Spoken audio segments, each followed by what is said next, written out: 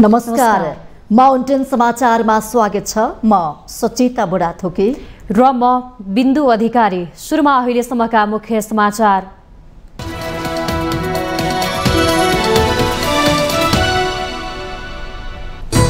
त्रिभुवन अन्तर्राष्ट्रिय विमानस्थलबाट 80 देखि 100 किलो सुन बरामद। नेपालमा बरामद गरिएको हालसम्मकै सबैभन्दा ठूलो परिमाणको सुन हुन सक्ने आकलन। बुढी गण्डकी जलाशययुक्त जलविद्युत आयोजना अघि बढ्नेमा कुनै दुविधा बाँकी नरहेको प्रधानमन्त्री प्रचण्डको दाबी। आयोजनाको फिल्ड अफिसको उद्घाटन।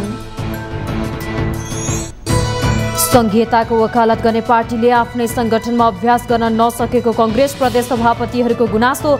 अधिकार नदिने हो भने संघीयता खारेजीको नेतृत्व गर्न चुनौती।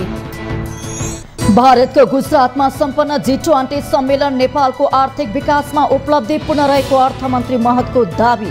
कम विकसित देशहरूको समस्या राख्ने अवसर।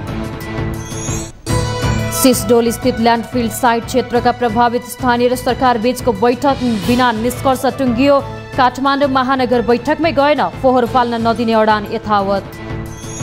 संयुक्त राष्ट्र संघको सुरक्षा परिषदमा यान्त्रिक बौद्धिकताले निम्ताउन सक्ने खतराको विषयमा छलफल। नियमन आवश्यक रहेको महासचिव गुटरेसको भनाई।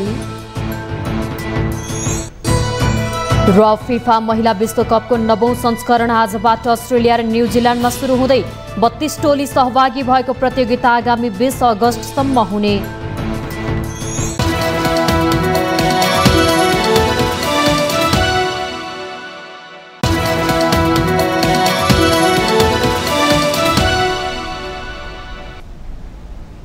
अब समाचार विस्तारमा। त्रिभुवन अन्तर्राष्ट्रिय विमानस्थलबाट ठूलो परिमाणमा सुन बरामद भएको छ। राजस्व अनुसन्धान विभागले विमानस्थलको कार्गो गोदाममा छापा मारेर भन्सार छली ल्याइएका सुन बरामद गरेको हो। विभाग तथा प्रहरी स्रोतले विमानस्थलबाट तस्करीको सुन हालसम्मकै ठूलो परिमाण हुने अनुमान गरेको छ। झण्डै 80 देखि 100 किलो सुन बरामद भएको यो नेपालमा हालसम्मकै सबैभन्दा ठूलो परिणामको सुन हुन सक्ने बताइएको छ। विमानस्थलको भन्सार स्क्यानरले समेत पत्ता लगाउन नसक्ने गरी विभिन्न उपकरणहरू भित्र राखेर सुन ल्याएको बताइएको छ। सुराकीको आधारमा अनुसन्धान विभागले सामा जाँचपाँच गरेर भन्सार हातबाट बाहिर ल्याउँदै गरेको अवस्थामा एक भन्सार एजेन्ट र ट्याक्सी चालक सहित सुन बरामद गरेको हो। अनुसन्धान विभागका अनुसार स्कुटरको पार्ट घोषणा गरेर सुनका ल्याइएका प्रारम्भिक अनुसन्धानबाट खुलेको छ। स्कुटर पार्टमा सुन पनि जोडेर ल्याइएको र त्यसको तौल एकिन हुन सकेको छैन। सुन तस्करीको वास्तविक मालिकको खोजी भइरहेको प्रहरीले बताएको छ। भन्सार एजेन्ट राजेन्द्र कुमार राई र ट्याक्सी चालकलाई प्रहरीले पक्राउ गरेको छ। प्रधानमन्त्री पुष्पकमल दाहाल प्रचण्डले लामो समयसम्म रोकिएको बुढी गण्डकी जलाशययुक्त जलविद्युत आयोजना अघि बढ्नेमा अब कुनै दुविधा बाँकी नरहेको स्पष्ट गर्नुभएको छ। राष्ट्रिय गौरवको बुढी गण्डकी जलविद्युत आयोजनाको फिल्ड अफिसको बुधबार उद्घाटन गर्दै प्रचण्डले निर्माण कार्यलाई उच्च प्राथमिकता दिन सम्बद्ध सबैलाई निर्देशन पनि दिनुभएको छ। प्रधानमन्त्री प्रचण्डले गोर्खाको सिउरेनीटारमा आयोजनाको फिल्ड अफिस उद्घाटन गर्नुभएको हो। बुढी गण्डकी जलविद्युत आयोजना हर हालतमा अगाडि बढाइने भन्दै उहाँले सरकारको नीति तथा कार्यक्रममा पनि यसलाई उच्च प्राथमिकतामा राखिएको बताउनुभयो।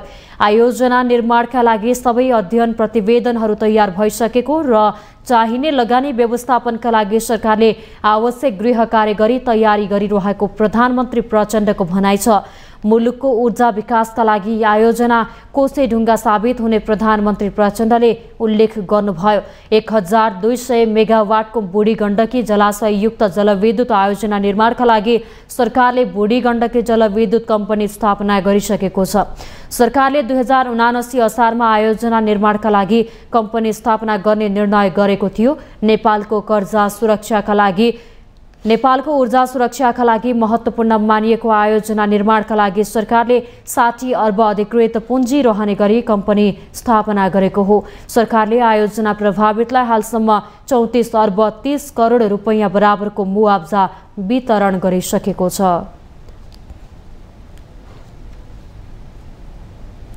प्रधानमन्त्री पुष्पकमल दाहालले सरकार सामाजिक न्याय, सुशासन र समृद्धिको लागि भएको परिवर्तन अनुसारको जनताको अवस्था बदल्ने प्रतिबद्धता व्यक्त गर्नु भएको छ। बुधबार 61औं इन्जिनियर दिवसको अवसरमा काठमाडौँमा आयोजित कार्यक्रमलाई सम्बोधन गर्दै प्रधानमन्त्री प्रचण्डले जनताको अवस्था बदल्ने प्रतिबद्धता व्यक्त गर्नु भएको हो।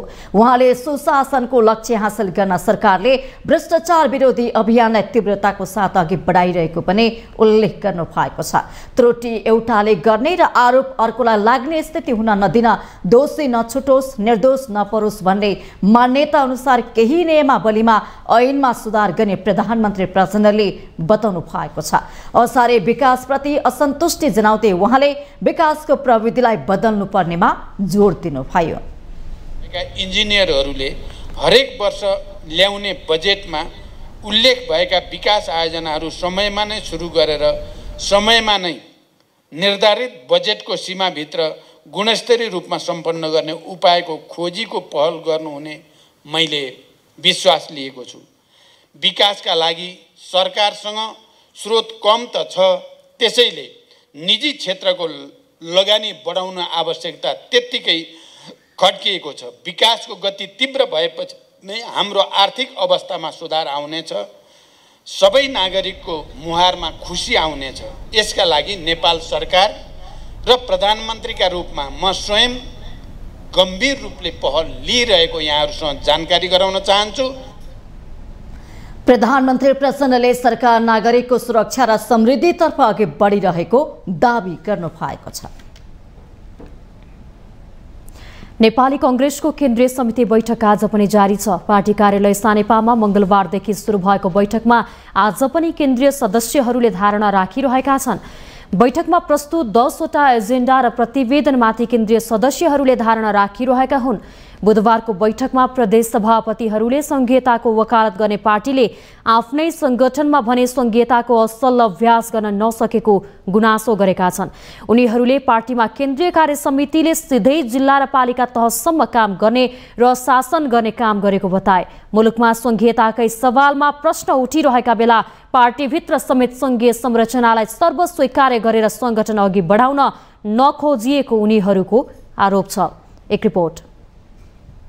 पार्टी केन्द्रीय कार्यालय सानेपामा मंगलबारदेखि जारी बैठकमा लुम्बिनी प्रदेश सभापति अमर सिंह पुनले संघीय व्यवस्थामै प्रश्न उठिरहेका बेला पार्टीमा समेत त्यसको असल अभ्यास हुन नसकेको टिप्पणी गर्नुभयो। प्रदेशलाई अधिकार र भूमिका दिन नचाहेको हो कि विश्वास नभएको भन्दै पुनले प्रश्न गर्नुभयो। केन्द्रीय कार्य समितिमा महामन्त्रीले प्रस्तुत गरेको 1 वर्ष क्यालेण्डरमा समेत प्रदेश कार्य समितिको भूमिकालाई समेटेर कुनै कार्यक्रमहरूको प्रस्ताव नआएको उहाँको भनाइ थियो।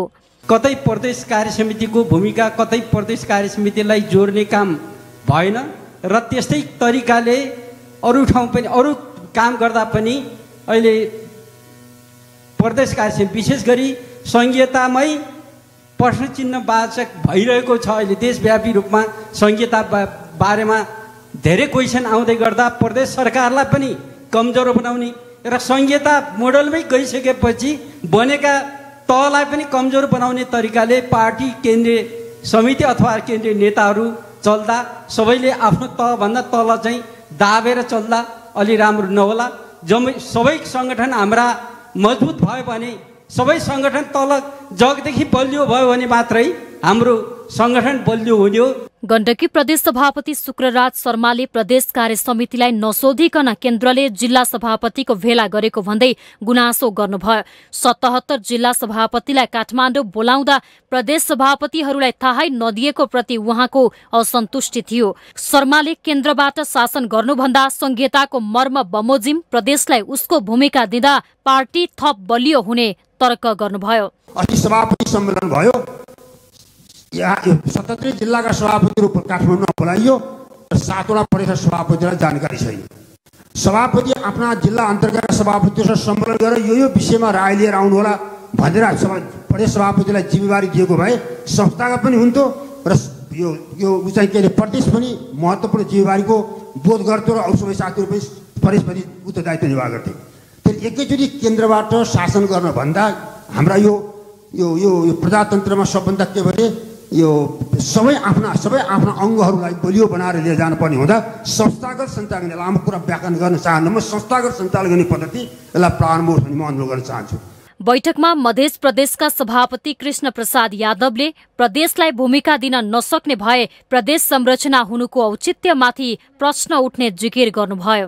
प्रदेश संरचना किन गठन गरियो? हामी यो 7वटा प्रदेशमा संरचना किन बनाइयो? यदि यो प्रदेशलाई कुनै जिम्मेवारी दिनु छैन भने, जिम्मेवारी विहीन बनाउनु छ भने यसलाई खारिज गर्दा हुन्छ। हामी जिल्लैमा बस्न तयार छौँ, जिल्लैका संगठन गर्छौँ।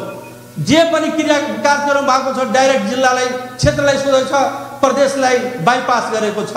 यस्तै बागमती प्रदेश सभापति इन्द्र बहादुर बानियाले पार्टीले प्रदेशलाई भूमिका नदिएको गुनासो गर्नुभयो। प्रदेशलाई अधिकार दिन नसकिने र चाहिँदैन भन्ने निष्कर्ष भए संघीयता खारेजीको नेतृत्व समेत पार्टीले नै गर्न सक्नुपर्ने चुनौती दिनुभयो। नेपाली कांग्रेसले विधान र संविधान बमोजिम विधानमा प्रदेशलाई प्राथमिकतामा नराखेको देखिन्छ। त्यसकारणले यदि यो प्रदेश आवश्यक छैन भने कांग्रेसले नै अब 2 तह संघीयताभित्र स्थानीय तह हुन्छ र केन्द्र हुन्छ भनेर त्यसको नेतृत्व गरोस्। होइन भने विधानको व्यवस्था अनुसार प्रदेशप्रति आज केन्द्र चाहिँ केन्द्रीय नेपाली कांग्रेस नै यो प्रदेशप्रति त्यति खुश छैन कि भन्ने हिजो हामीले हेर्दै जाँदा, सांगठनिक तालिका बनाउँदै गर्दा, ओडादेखि माथिसम्मको हेर्दै जाँदा प्रदेश कहीँ पनि भेटिएन। आफूहरूको भूमिका खुम्च्याउँदै गएको भनेर आक्रोशित भएका प्रदेश सभापतिहरूले पार्टी एकताबद्ध भएर नगए 2084 को चुनाव लड्न गाह्रो पर्ने चेतावनी पनि शीर्ष नेतृत्वलाई दिएका छन्। माउन्टेन टेलिभिजन एचडीका लागि बिन्दु अधिकारी, काठमाडौँ। 1 वर्षपछि बसेको नेपाली कांग्रेस केन्द्रीय कार्य समितिको बैठक फेसबुक लाइभ सहित मंगलबारदेखि जारी छ। पहिलो दिनको बैठकमा सभापति शेरबहादुर देउवामाथि नैतिक दबाव बढाउने रणनीतिका साथ महामन्त्री गगन थापाले वार्षिक क्यालेन्डर नै प्रस्तुत गर्नुभयो। दोस्रो दिनमा बुधबार केन्द्रीय सदस्यहरूले आफ्नो धारणा प्रस्तुत गर्दै पार्टी शुद्धिकरणदेखि नेतृत्व परिवर्तनसम्मका आवाज पनि उठाएका छन्। लामो समयपछि बसेको बैठकबाट कांग्रेस शुद्धिकरणले बाटोमा समात्ला त? हेरौं यो रिपोर्ट। राजनीतिक दलहरूको बैठकमा सम्भवतः पहिलो पटक प्रत्यक्ष प्रसारण सहित नेपाली कांग्रेसको बैठक केन्द्रीय कार्यालय सानेपामा जारी छ।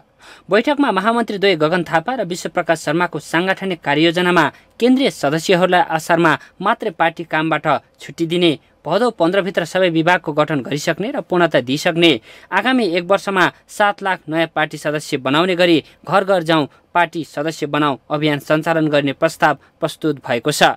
त्यस्तै प्रत्येक विभागले आफ्नो कार्यक्षेत्र अन्तर्गतका कार्यक्रम बनाई कार्यतालिका सहितको वार्षिक योजना भदौ मसान्तभित्र केन्द्रीय कार्य समितिमा पेश गर्ने र विधानको नियमावली बमोजिम वर्षभरिको गतिविधिको प्रगति विवरण 6 महिनामा केन्द्रीय कार्य समितिमा बुझाउनु पर्ने प्रस्तावमा उल्लेख छ।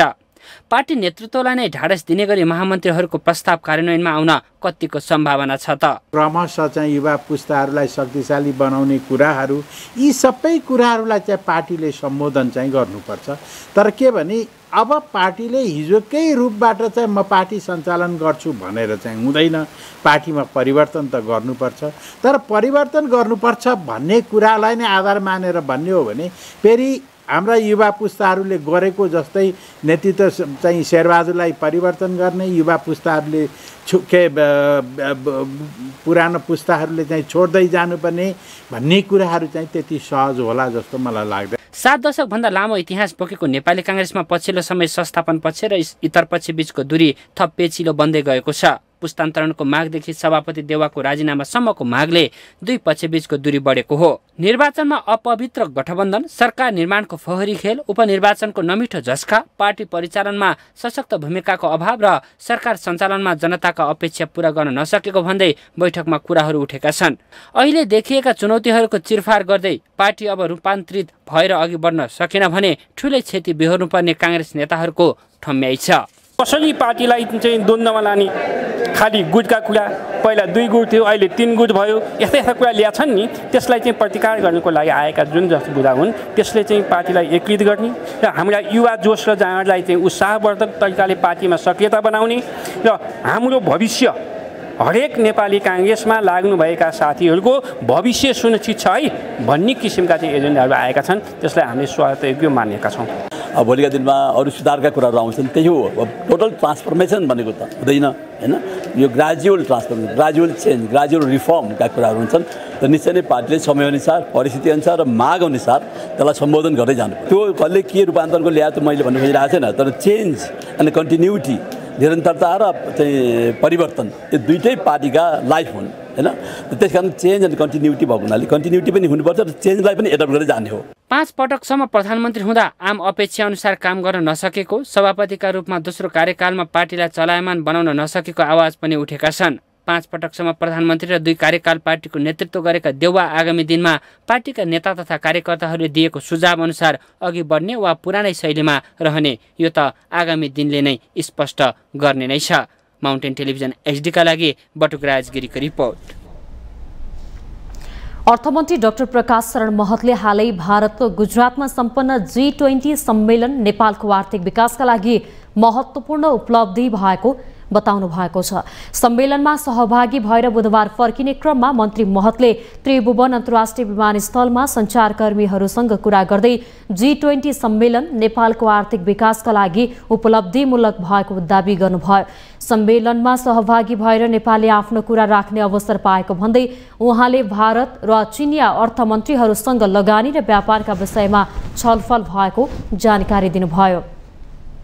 जस्तो देशलाई चाहिँ कसरी विकसित देशहरूले सहयोग गर्नुपर्दछ भन्ने कुराहरूदेखि हाम्रो विकासमा दिगो विकास, खास गरेर दिगो विकासमा अन्तर्राष्ट्रिय सहयोगको दायरा कसरी बढाउने र जुन यो मूल्य वृद्धि लगायत विकासका अनेकन समस्याहरूबाट जुन जनमानसमा परेको असरहरू छ, ती असरहरूबाट कसरी बच्ने, यी तमाम विषयहरूमा हामीले आफ्नो कुराहरू चाहिँ राख्ने अवसर पायौँ। G20 विकसित र अल्प विकसित राष्ट्रहरूको समूह हो। नेपाल G20 को सदस्य नभए पनि आमन्त्रण गरेकाले कम विकसित देशहरूको समस्या राख्ने अवसर प्राप्त भएको मन्त्री महतको भनाइ थियो।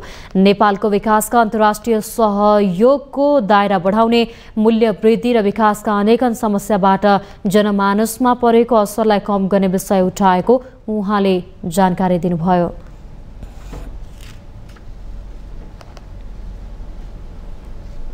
माउन्टेन समाचारमा पालो भएको छ ब्रेकको।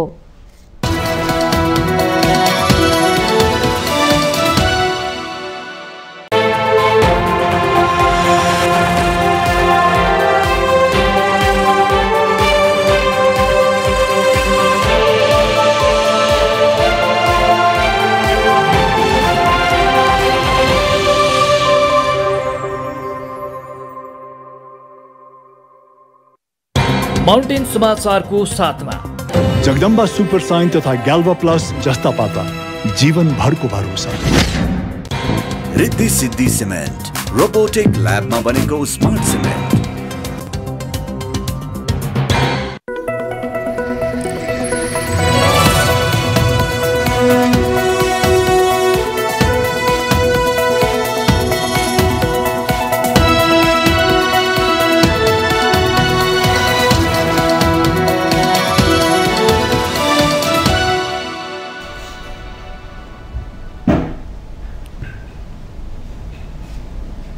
नमस्कार, माउन्टेन समाचारमा स्वागत छ। म सचिता बुढाथोकी र म बिन्दु अधिकारी। सुरुमा अहिलेसम्मका मुख्य समाचार।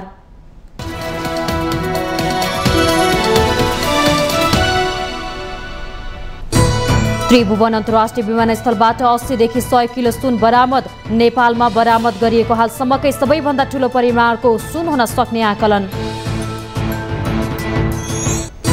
बुढी गण्डकी जलाशययुक्त जलविद्युत आयोजना अघि बढ्नेमा कुनै दुविधा बाँकी नरहेको प्रधानमन्त्री प्रचण्डको दावी। आयोजनाको फिल्ड अफिसको उद्घाटन।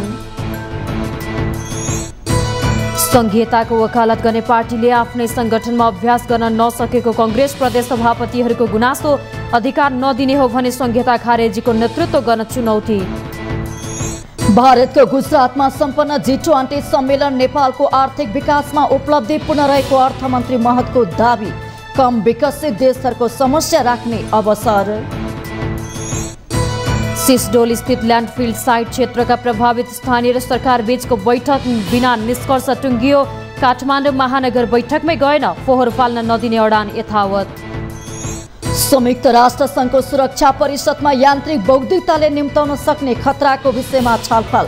नियमन आवश्यक रहेको महासचिव गुटरेसको भनाई।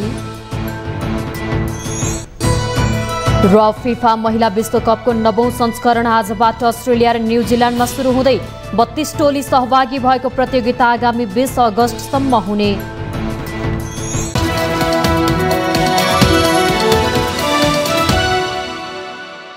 हामी नेपाली हाम्रो देश, हामी नेपाली हाम्रो देश, मेरो देश मेरो जगदम्बा सिमेन्ट। शिवम सिमेन्ट, भरोसा अटुट सम्बन्धको।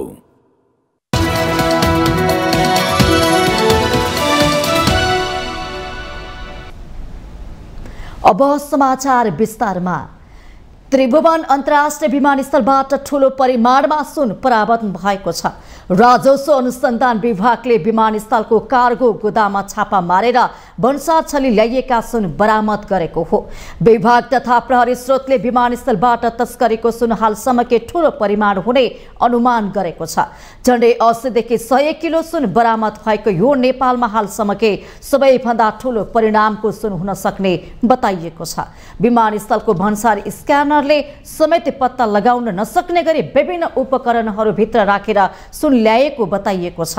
सुराकीको आधारमा अनुसन्धान विभागले सामा जाँचपाँच गरेर भन्सार हातबाट बाहिर ल्याउँदै गरेको अवस्थामा एक भन्सार एजेन्ट र ट्याक्सी चालक सहित सुन बरामद गरेको हो। अनुसन्धान विभागका अनुसार स्कुटरको पार्ट घोषणा गरेर सुनका ल्याइएका प्रारम्भिक अनुसन्धानबाट खुलेको छ। स्कुटर पार्टमा सुन पनि जोडेर ल्याइएको र त्यसको तौल एकिन हुन सकेको छैन। सुन तस्करीको वास्तविक मालिकको खोजी भइरहेको प्रहरीले बताएको छ। भन्सार एजेन्ट राजेन्द्र कुमार राई र ट्याक्सी चालकलाई प्रहरीले पक्राउ गरेको छ। प्रधानमन्त्री पुष्पकमल दाहाल प्रचण्डले लामो समयसम्म रोकिएको बुढीगण्डकी जलाशय युक्त जलविद्युत आयोजना अघि बढ्नेमा अब कुनै दुविधा बाँकी नरहेको स्पष्ट गर्नुभएको छ। राष्ट्रिय गौरवको बुढीगण्डकी जलविद्युत आयोजनाको फिल्ड अफिसको बुधबार उद्घाटन गर्दै प्रचण्डले निर्माण कार्यलाई उच्च प्राथमिकता दिन सम्बद्ध सबैलाई निर्देशन पनि दिनुभएको छ। प्रधानमन्त्री प्रचण्डले गोर्खाको सिउरेनीटारमा आयोजनाको फिल्ड अफिस उद्घाटन गर्नुभएको हो। बुढीगण्डकी जलविद्युत आयोजना हर हालतमा अगाडि बढाइने भन्दै उहाँले सरकारको नीति तथा कार्यक्रममा पनि यसलाई उच्च प्राथमिकतामा राखिएको बताउनुभयो। आयोजना निर्माणका लागि सबै अध्ययन प्रतिवेदनहरू तयार भइसकेको र चाहिने लगानी व्यवस्थापनका लागि सरकारले आवश्यक गृह कार्य गरी तयारी गरिरहेको प्रधानमन्त्री प्रचण्डको भनाइ छ। मुलुकको ऊर्जा विकासका लागि आयोजना कोसे ढुङ्गा साबित हुने प्रधानमन्त्री प्रचण्डले उल्लेख गर्नुभयो। 1200 मेगावाटको बुढीगण्डकी जलाशय युक्त जलविद्युत आयोजना निर्माणका लागि सरकारले बुढीगण्डकी जलविद्युत कम्पनी स्थापना गरिसकेको छ। सरकारले 2079 असारमा आयोजना निर्माणका लागि कम्पनी स्थापना गर्ने निर्णय गरेको थियो। नेपालको ऊर्जा सुरक्षाका लागि महत्त्वपूर्ण मानिएको आयोजना निर्माणका लागि सरकारले 60 अर्ब अधिकृत पुँजी रहने गरी कम्पनी स्थापना गरेको हो। सरकारले आयोजना प्रभावितलाई हालसम्म 34 अर्ब 30 करोड रुपैयाँ बराबरको मुआवजा वितरण गरिसकेको छ।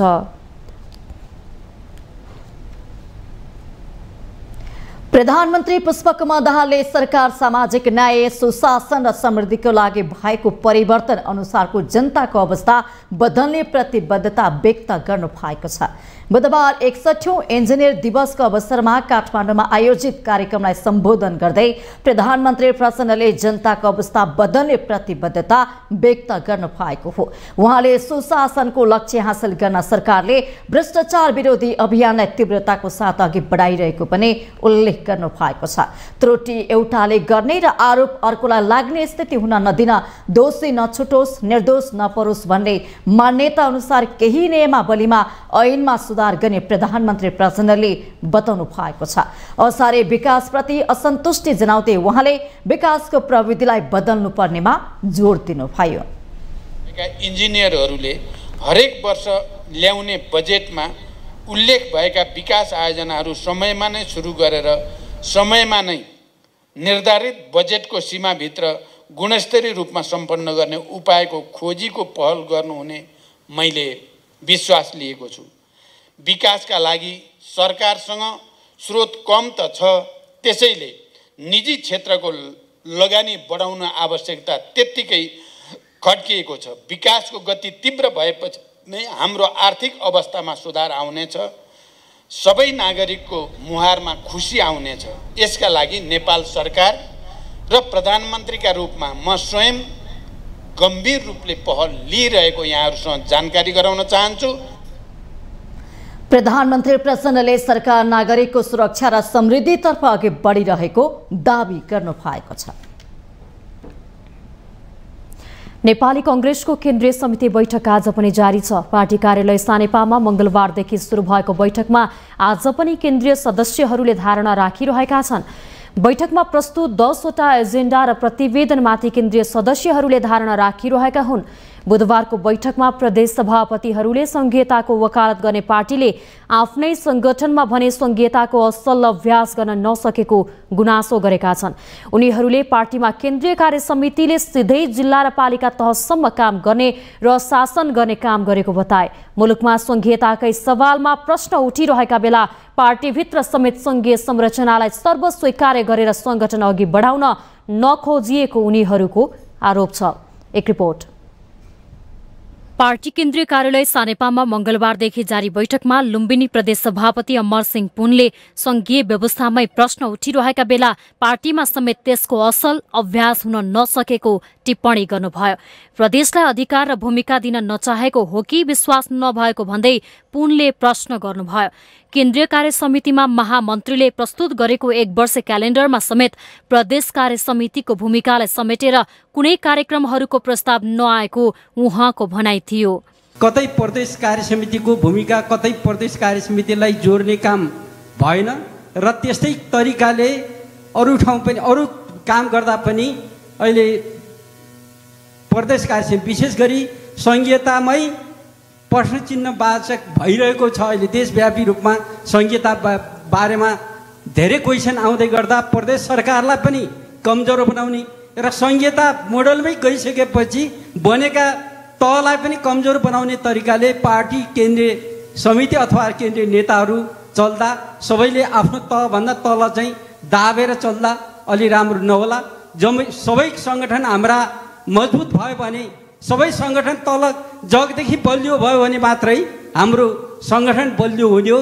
गण्डकी प्रदेश सभापति शुक्रराज शर्माले प्रदेश कार्य समितिलाई नसोधिकन केन्द्रले जिल्ला सभापतिको भेला गरेको भन्दै गुनासो गर्नुभयो। 77 जिल्ला सभापतिलाई काठमाडौँ बोलाउँदा प्रदेश सभापतिहरूलाई थाहै नदिएको प्रति उहाँको असन्तुष्टि थियो। शर्माले केन्द्रबाट शासन गर्नुभन्दा संघीयताको मर्म बमोजिम प्रदेशलाई उसको भूमिका दिँदा पार्टी थप बलियो हुने तर्क गर्नुभयो। अस्ति सभापति सम्मेलन भयो, यहाँ 77 जिल्लाका सभापतिहरू काठमाडौँमा बोलाइयो र 7 वटा प्रदेश सभापतिलाई जानकारी छैन।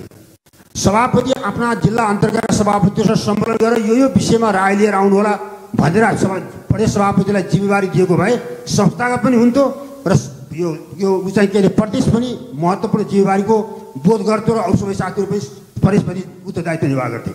फेरि एकैचोटि केन्द्रबाट शासन गर्नभन्दा हाम्रा यो प्रजातन्त्रमा सबभन्दा के भने यो सबै आफ्ना अङ्गहरूलाई बलियो बनाएर लिएर जानुपर्ने हुँदा संस्थागत सञ्चालन, लामो कुरा व्याख्यान गर्न चाहन्न, म संस्थागत सञ्चालन गर्ने पद्धति यसलाई प्रारम्भ होस् भन्ने म अनुरोध गर्न चाहन्छु।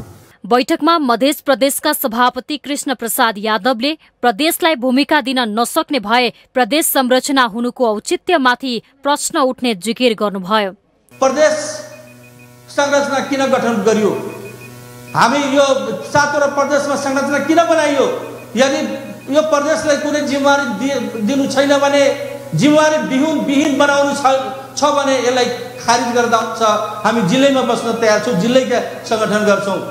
जे पनि क्रिया कार्यक्रम भएको छ डाइरेक्ट जिल्लालाई क्षेत्रलाई सोधेको छ, प्रदेशलाई बाइपास गरेको छ। यस्तै बागमती प्रदेश सभापति इन्द्र बहादुर बानियाले पार्टीले प्रदेशलाई भूमिका नदिएको गुनासो गर्नुभयो। प्रदेशलाई अधिकार दिन नसकिने र चाहिँदैन भन्ने निष्कर्ष भए संघीयता खारेजीको नेतृत्व समेत पार्टीले नै गर्न सक्नुपर्ने चुनौती दिनुभयो। नेपाली कांग्रेसले विधान र संविधान बमोजिम विधानमा प्रदेशलाई प्राथमिकतामा नराखेको देखिन्छ। त्यसकारणले यदि यो प्रदेश आवश्यक छैन भने कांग्रेसले नै अब दुई तह संघीयताभित्र स्थानीय तह हुन्छ र केन्द्र हुन्छ भनेर त्यसको नेतृत्व गरोस्, होइन भने विधानको व्यवस्था अनुसार प्रदेशप्रति आज केन्द्र काहीँ चाहिँ केन्द्रीय नेपाली कांग्रेस नै यो प्रदेशप्रति त्यति खुस छैन कि भन्ने हिजो हामीले हेर्दै जाँदा सांगठनिक तालिका बनाउँदै गर्दा ओडादेखि माथिसम्मको हेर्दै जाँदा प्रदेश काहीँ पनि भेटिएन। आफूहरूको भूमिका खुम्च्याउँदै गएको भनेर आक्रोशित भएका प्रदेश सभापतिहरूले पार्टी एकताबद्ध भएर नगए 2084 को चुनाव लड्न गाह्रो पर्ने चेतावनी पनि शीर्ष नेतृत्वलाई दिएका छन्। माउन्टेन टेलिभिजन एचडीका लागि बिन्दु अधिकारी, काठमाडौँ। एक वर्षपछि बसेको नेपाली कांग्रेस केन्द्रीय कार्य समितिको बैठक फेसबुक लाइभ सहित मंगलबारदेखि जारी छ। पहिलो दिनको बैठकमा सभापति शेरबहादुर देउवामाथि नैतिक दबाव बढाउने रणनीतिका साथ महामन्त्री गगन थापाले वार्षिक क्यालेन्डर नै प्रस्तुत गर्नुभयो। दोस्रो दिनमा बुधबार केन्द्रीय सदस्यहरूले आफ्नो धारणा प्रस्तुत गर्दै पार्टी शुद्धिकरणदेखि नेतृत्व परिवर्तनसम्मका आवाज पनि उठाएका छन्। लामो समयपछि बसेको बैठकबाट कांग्रेस शुद्धिकरणले बाटोमा समात्ला त? हेरौं यो रिपोर्ट। राजनीतिक दलहरूको बैठकमा सम्भवतः पहिलो पटक प्रत्यक्ष प्रसारण सहित नेपाली कांग्रेसको बैठक केन्द्रीय कार्यालय सानेपामा जारी छ। बैठकमा महामन्त्री द्वय गगन थापा र विश्वप्रकाश शर्माको सांगठनिक कार्ययोजनामा केन्द्रीय सदस्यहरूलाई असारमा मात्रै पार्टी कामबाट छुट्टी दिने, भदौ 15 भित्र सबै विभागको गठन गरिसक्ने र पूर्णता दिइसक्ने, आगामी 1 वर्षमा 7 लाख नयाँ पार्टी सदस्य बनाउने गरी घर घर जाउँ पार्टी सदस्य बनाऊ अभियान सञ्चालन गर्ने प्रस्ताव प्रस्तुत भएको छ। त्यस्तै प्रत्येक विभागले आफ्नो कार्यक्षेत्र अन्तर्गतका कार्यक्रम बनाई कार्यतालिका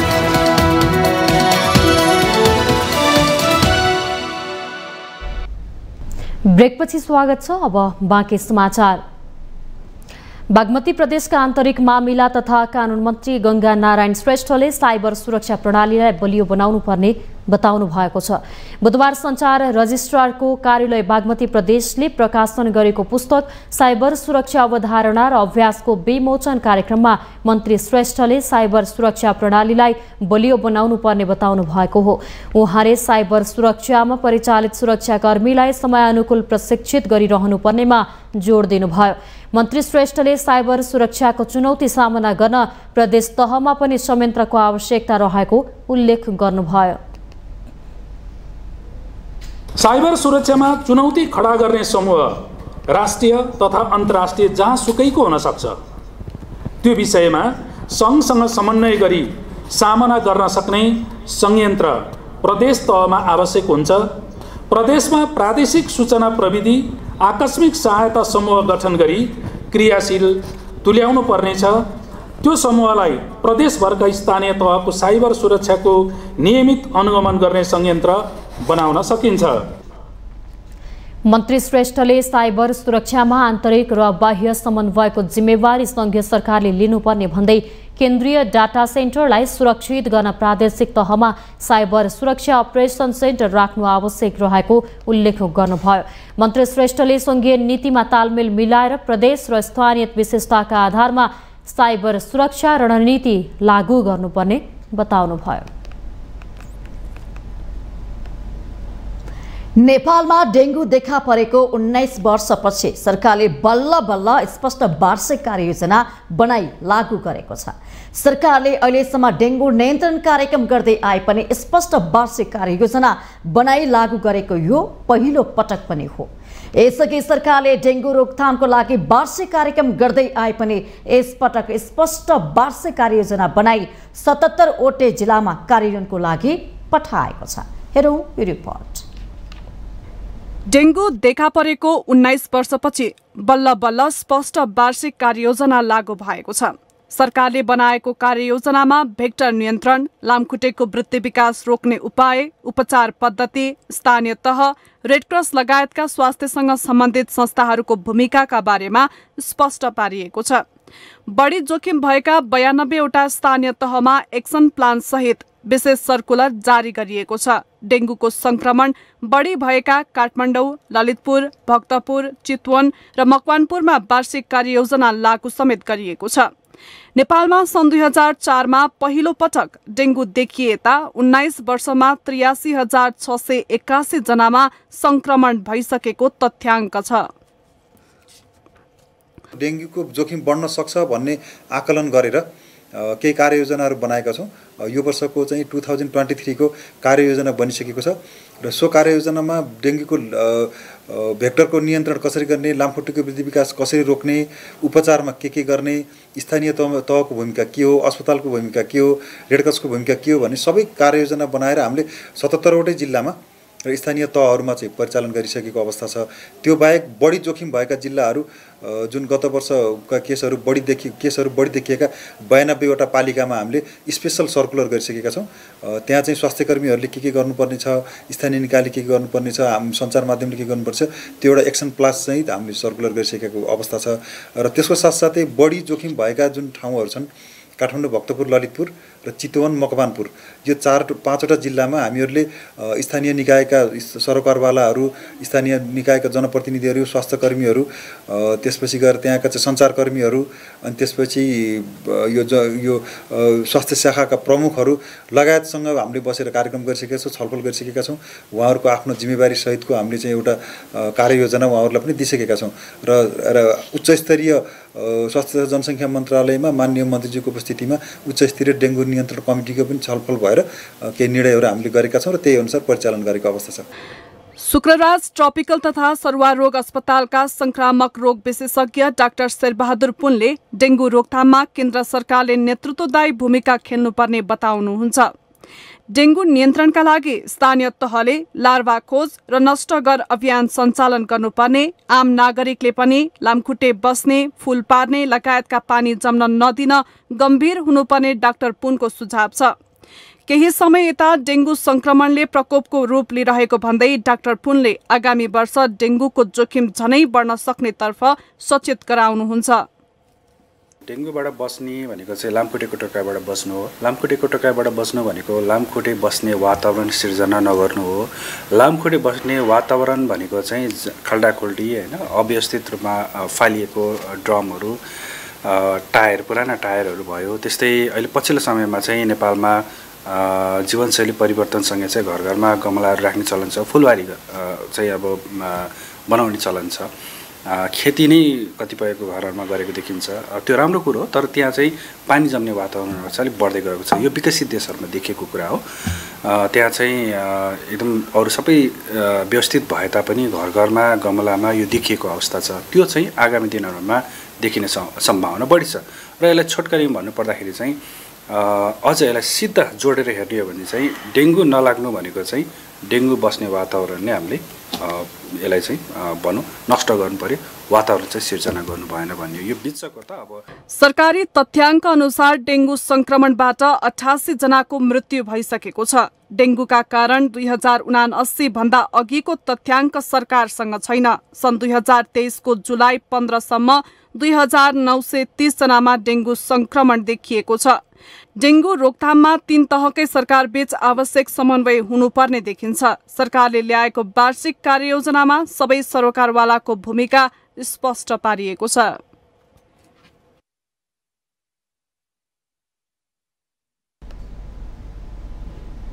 काठमाडौँ महानगरपालिकाले भद्रकुमारी घले सेवा सदनको भवन भत्काउन सुरु गरेको छ।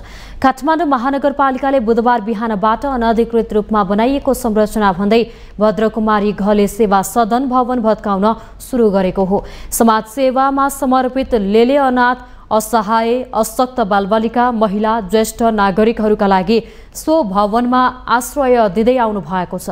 महानगरपालिकाले भने सार्वजनिक जग्गामा बनाइएका कारण भवन भत्काउन थालिएको जनाएको छ। महानगरपालिकाका नगर प्रहरी बल प्रमुख राजुनाथ पाण्डेले भवनमा आश्रय लिइरहेकाहरूको महानगरपालिकाले व्यवस्था गर्ने आश्वासन दिनुभयो। अनार्कित संरचना हो, अनार्कित चाहिँ यो सार्वजनिक जग्गा हो, सार्वजनिक जग्गामा रहेका संरचना भत्किन्छ। कानुनी व्यवस्था यही हो, कानुनी राज्यमा कानुनअनुसार गर्ने भावनामा बग्ने यस्ता यस्ता छुट हामीलाई छैन र 6 महिना अगाडि उताउली भत्काएपछि नापजात भइसकेको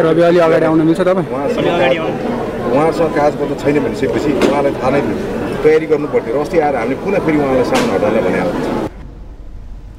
सामाजिक सङ्घ संस्थाहरूले भने समाज सेवामा समर्पित भवन भत्काउने काम गरेको भन्दै काठमाडौँ महानगरपालिकाको विरोध गरेका छन्। उनीहरूले पूर्व जानकारी समेत नगराई सो सदनको भवन भत्काउने महानगरपालिकाको कदमलाई अत्याचारको संज्ञा दिएका छन्। ज्येष्ठ नागरिक हुनुहुन्छ, त्यस्तै त्यो गुम्बा छ, उपत्यका गुम्बा छ, भद्रकाली सेवा सदन छ, नेत्र वैकल्पिक महिला गृहिणी महिलाहरू 14 देखि 60 वर्षसम्मका पढ्ने 140 जना महिला विद्यार्थी हुनुहुन्छ। त्यस्तै अनि विभिन्न पेसामा बस्नेहरू असहायहरूलाई यहाँ संरक्षण दिएको छ, निःशुल्क खाना दिएको छ। ज्येष्ठ नागरिक तिनी महिलाहरू जो पढामी विष्णु पढामी महिलाहरू आश्रय लिएर बस्नु भएको छ। यसैबीच उच्च अदालत पाटनले भद्रकुमारी घले सेवा सदनका संरचना तत्काल नभत्काउन अल्पकालीन अन्तरिम आदेश दिएको छ। महानगरपालिकाको कदम विरुद्ध निषेधाज्ञाको आदेश माग गर्दै सदनका तर्फबाट दिएको निवेदनमाथि सुनवाई गर्दै न्यायाधीश श्यामजी प्रधानको इजलासले बुधबार संरचना नभत्काउन आदेश दिएको हो।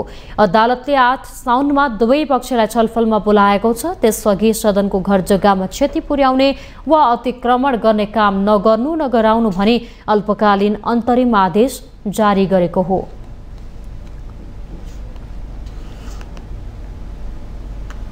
हामीसँग आर्थिक, अन्तर्राष्ट्रिय र खेल समाचार बाँकी नै छन्। माउन्टेन समाचारमा पालो भएको छ ब्रेकको।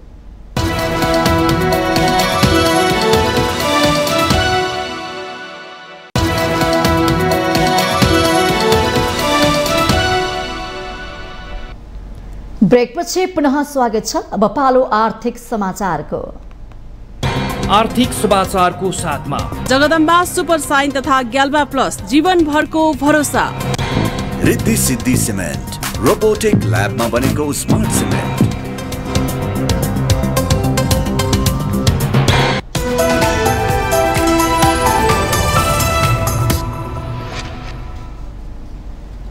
सम्पत्ति शुद्धिकरण मामिलामा निगरानी राख्ने अन्तर्राष्ट्रिय संस्था financial action task force FATF को नकारात्मक सूची ग्रे लिस्टमा पर्नबाट नेपाल फेरि एकपटक जोगिएको छ। तोकिएको समयभित्र आवश्यक सबै क्षेत्रमा सुधार गर्ने नेपालको प्रतिबद्धतापछि FATF ले शर्तसहित 1 वर्षको समय थपेको हो। एक रिपोर्ट।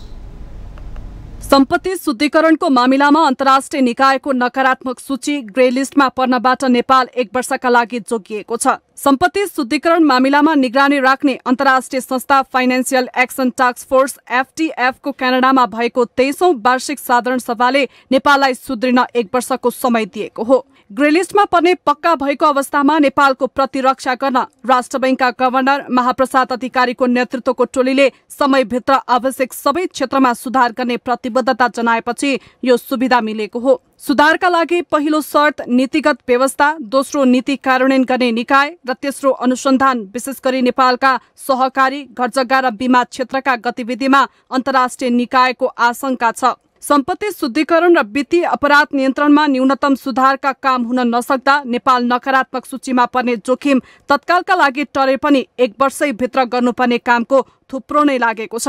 गत फागुनमा केही ऐन संशोधन गर्न बनेको विधेयक पारित गर्न सरकारले तदारुकता देखाए पनि हुन सकेको छैन। आर्थिक वर्ष 2066-67 मा पनि नकारात्मक सूचीको जोखिममा रहेको नेपाल त्यो बेला पनि कानून निर्माण र कार्यान्वयनको प्रतिबद्धता मार्फत जोगिएको हो। सम्पत्ति शुद्धिकरण निवारण सम्बन्धमा अन्तर्राष्ट्रिय प्रतिबद्धता अनुसार काम नगरेकाले नेपाललाई नकारात्मक सूचीमा राख्नुपर्ने APG को प्रतिवेदनमा उल्लेख गरिएको छ।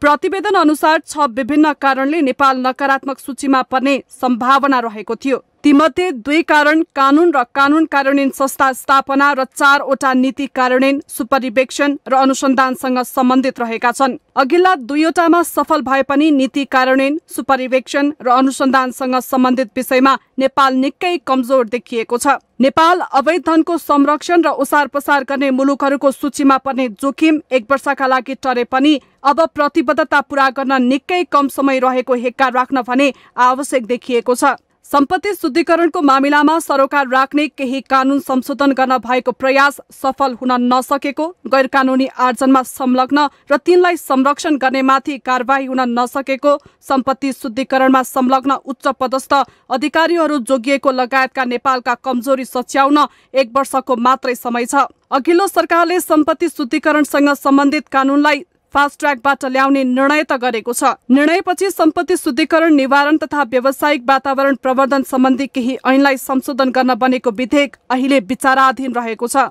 सम्पत्ति शुद्धिकरण सम्बन्धी 1.5 दर्जन कानुन संशोधन हुन आवश्यक छ, जसमा पानी जहाज ऐनदेखि क्यासिनो नियमावलीसम्म संशोधन, मालपोत ऐनदेखि पर्यटन ऐन संशोधन गर्नुपर्नेछ। नेपालले 1 वर्षभित्रमा घर जग्गाको ठूलो कारोबारमा एजेन्ट अनिवार्य गर्नुपर्ने, पर्यटन सम्बन्ध इजाजत पत्र सम्बन्धी व्यवस्था सुधार गर्नुपर्ने, भवन डिजाइनकर्ताको अनुभव कम्तीमा 5 वर्ष तोक्न अघि बढाएको प्रक्रिया पनि अहिले ओझेलमा रहेका छन्। शेयरको भित्री कारोबार, मानव बेचबिखन तथा ओसार पसारमा प्रभावकारी नियन्त्रण, सम्पत्ति शुद्धिकरण निवारण, अदालतको अनुमतिमा कसुरजन्य सम्पत्ति तथा साधन रोका राख्ने, नेपालमा जफत भएका विदेशी सम्पत्ति फिर्ता गर्ने व्यवस्था गर्दै भ्रष्टाचार र सम्पत्ति शुद्धिकरण पनि संगठित अपराधको दायरामा ल्याउनु पर्ने देखिएको छ। अब अन्तर्राष्ट्रिय समाचार।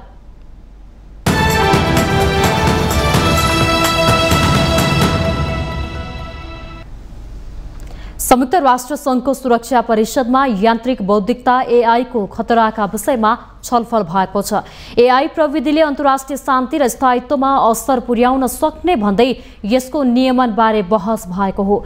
राष्ट्र संघका महासचिव एन्टोनियो गुटेरेसले नयाँ प्रविधिको नियमनका लागि अन्तर्राष्ट्रिय नियामकले ध्यान दिनुपर्ने प्रश्न पार्नुभयो। एआईले अपराध र आतंकवादलाई सहज बनाउने भएकाले यसको नियमन आवश्यक रहेको उहाँको भनाइ थियो। एआईले अपराध र आतंकवादलाई प्रश्रय दिन सक्छ भने यसले विनाश निम्त्याउँदै ठूलो परिमाणमा मनोवैज्ञानिक त्रास सृजना गर्न सक्ने महासचिव गुटेरेसले बताउनुभयो। गत वर्ष च्याट जीपीटी सार्वजनिक हुनुका साथै आवाजको नक्कल गर्ने भिडियो तथा फोटो बनाउने विभिन्न एआई सार्वजनिक भएका थिए।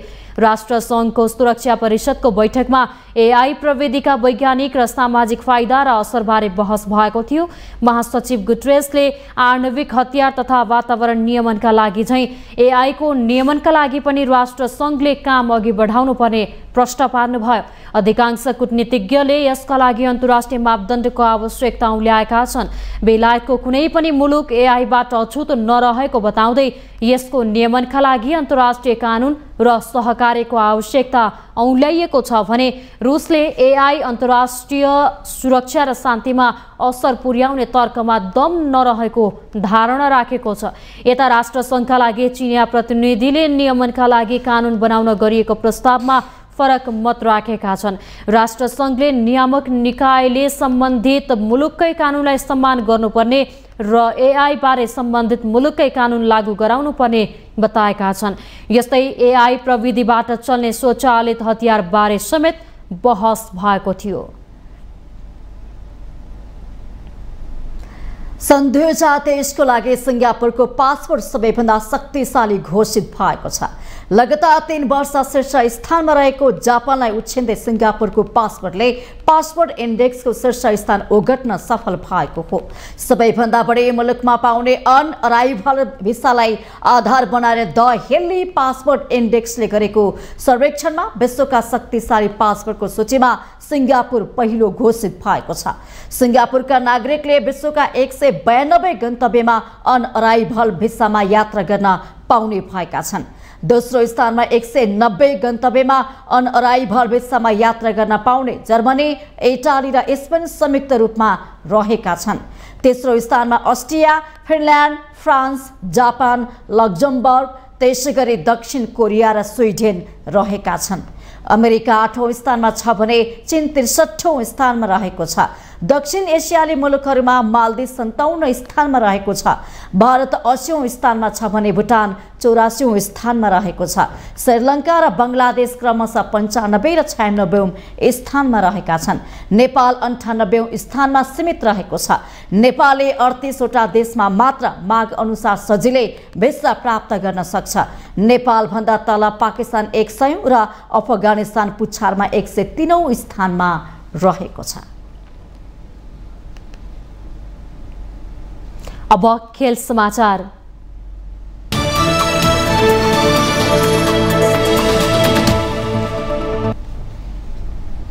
फिफा महिला विश्वकपको 9औं संस्करण आजबाट अस्ट्रेलिया र न्युजिल्यान्डमा सुरु हुँदैछ।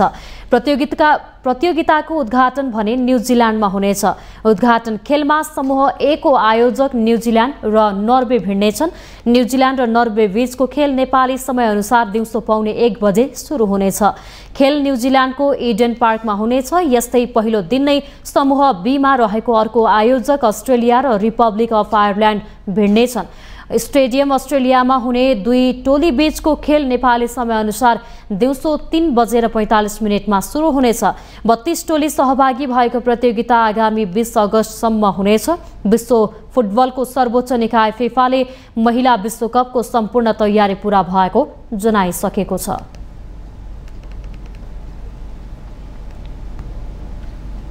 माउन्टेन समाचारमा फेरि पालो भएको छ ब्रेकको।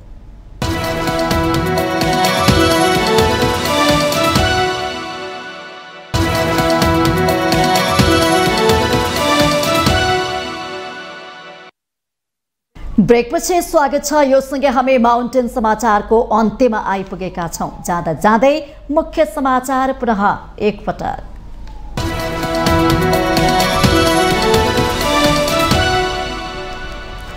त्रिभुवन अन्तर्राष्ट्रिय विमानस्थलबाट 80 देखि 100 किलो सुन बरामद। नेपालमा बरामद गरेको हालसम्मकै सबैभन्दा ठूलो परिणामको हुन सक्ने आकलन।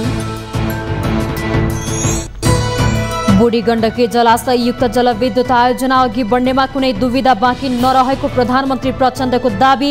आयोजनाको फिल्ड अफिसको उद्घाटन। संघीयताको वकालत गर्ने पार्टीले आफ्नै संगठनमा अभ्यास गर्न नसकेको कांग्रेस प्रदेश सभापतिहरूको गुनासो। अधिकार नदिने हो भने संघीयता खारेजीको नेतृत्व गर्न चुनौती। भारतको गुजरातमा सम्पन्न G20 सम्मेलन नेपालको आर्थिक विकासमा उपलब्धिपूर्ण रहेको अर्थमन्त्री महतको दाबी।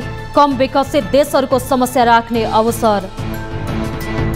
सेसडोल स्थित ल्यान्डफिल साइट क्षेत्रका प्रभावित स्थानीय र सरकार बीचको बैठक बिना निष्कर्ष टुङ्गियो। काठमाडौँ महानगर बैठकमै गएन। फोहोर फाल्न नदिने अडान यथावत।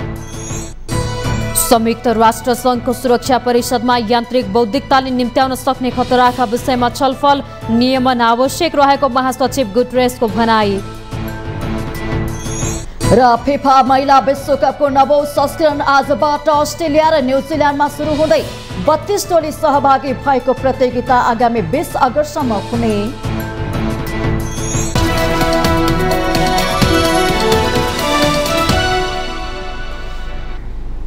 माउन्टेन समाचार अहिलेलाई सकियो। सत्य, तथ्य र निष्पक्ष समाचारका लागि माउन्टेन टेलिभिजन HD हेर्दै रहनुहोला।